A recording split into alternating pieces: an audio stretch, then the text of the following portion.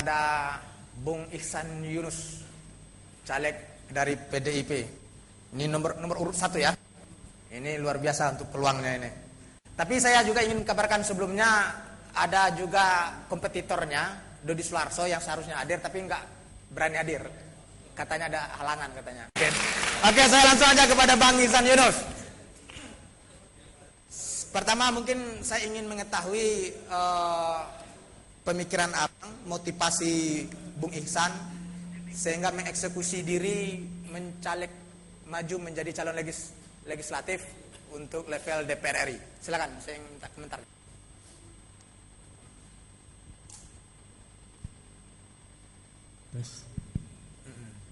Baik, assalamualaikum warahmatullahi wabarakatuh. Waalaikumsalam warahmatullahi wabarakatuh. Pertama-tama saya ingin menyapa dulu pemirsa Jambi TV. Boleh, silakan. Yang selalu senantiasa menyimak sarasian politik. Dengar-dengar sih rate-nya paling tinggi sekali bangsa. Luar biasa. Baik, mungkin belum banyak yang kenal dengan saya, jadi saya ingin perkenalkan diri sedikit. Nama saya Muhammad Rakian Ihsan Yunus. BA, BKom, MEKon, Baskom panjang pokoknya, Bang. Wah, iya, luar biasa.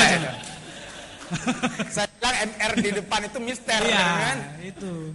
Pernah juga satu saat dibawa satu acara nih, Bung Saiful pas dipanggil kita sambut Mr. Ihsan Yunus. Wah, ini bahaya ini.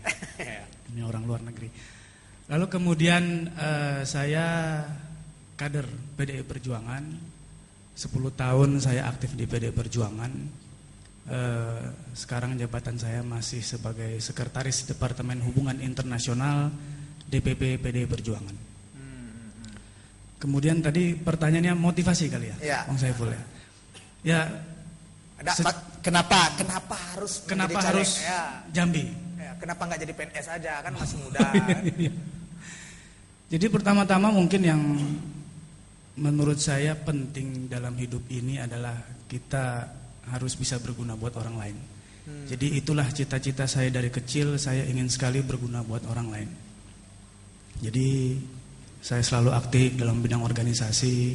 Ketika saya kuliah di luar negeri, di Australia, saya lama di sana. Saya juga menjabat sebagai ketua mahasiswa di sana. PPIA waktu itu, Persatuan Pelajar Indonesia Australia. Lalu saya melihat ya kita sebagai generasi muda ini, ada kawan-kawan seperjuangan saya di sini terpanggil untuk lalu kemudian mengabdikan diri kami atau diri saya untuk bangsa ini. Saya tidak sungkan-sungkan bicara bahwa kita atau saya bisa berdiri di sini di depan kawan-kawan karena Bunda Pertiwi kita lah, karena bangsa Indonesia. Rezekinya kita juga semua dari sini. Kalau saya khususnya dari negeri Jambi. Jadi saya rasa sudah saatnya lah saya mengabdikan diri saya untuk bangsa Indonesia, terutama masyarakat di negeri Jambi. Itu motivasi yang paling kuat ada dalam diri saya, kenapa saya harus jadi wakil rakyat. Apa tidak ada tempat lain mengabdi gitu? Ya, Bung Saiful. Jadi banyak sebetulnya. Biasanya kalau orang-orang yang punya jaringan kuat, punya pamor seperti Anda itu hobinya ke kontraktor biasanya tuh. Ya, memang saya latar belakang pun pengusaha juga. Saya latar belakang pengusaha, cuma saya bergerak dalam bidang penerbitan buku. Jadi memang passion saya itu dari dulu memang menulis buku, mengajar, dan seterusnya. Tapi saya kemudian berpikir juga, kenapa enggak gitu? Kenapa enggak lalu kemudian berusaha untuk jadi wakil rakyat? Dan itu saya lalui dari nol, bukan semata langsung mau jadi wakil rakyat, ya tidak. Saya masuk PDI Perjuangan, 5 tahun pertama saya di Baguna, Badan Penanggulangan Bencana, DPP PDI Perjuangan sebagai wakil sekretaris. Lalu sekarang di bidang internasional. Jadi dengan yakin saya maju tahun ini. Tapi memang baru tahun ini diizinkan oleh Ketua Umum. Nah, jadi sebagai kader juga kita di PDI Perjuangan harus selalu siap. Apapun yang diperintah kita siap untuk melaksanakan. Apa satu entry point ataupun yang bisa Anda sampaikan meyakinkan para pemirsa yang ada di rumah hari ini, ide yang kemungkinan bila nanti Anda menjadi anggota dewan dan itu mampu Anda wujudkan dan Anda terbitkan, baik itu dalam bentuk regulasi ataupun dalam program yang lain. Apa? Tentunya gini Bung Saiful. Yang harus dituntaskan. Yang harus dituntaskan ya.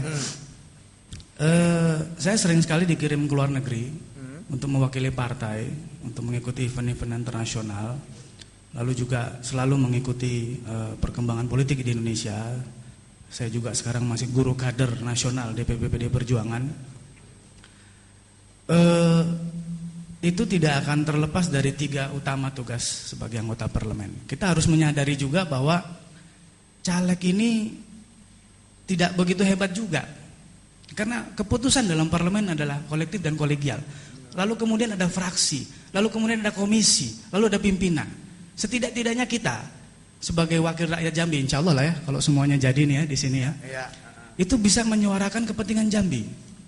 Dan satu hal yang menarik, ketika saya pernah studi banding ke Amerika dan ke Australia, di sana terutama di Australia lah, itu ada kewajiban bagi anggota-anggota DPR yang bertugas di pusat mempunyai kantor di dapilnya untuk sebagai fungsi koordinasi.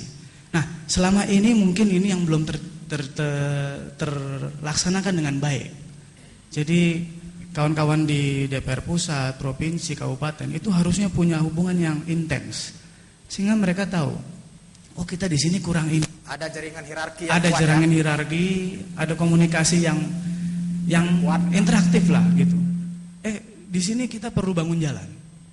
Seperti kita tahu lah di Jambi ini jalannya sangat panjang, cuma hanya 52% yang layak ini kali ya, yang layak ditempuh, dilalui.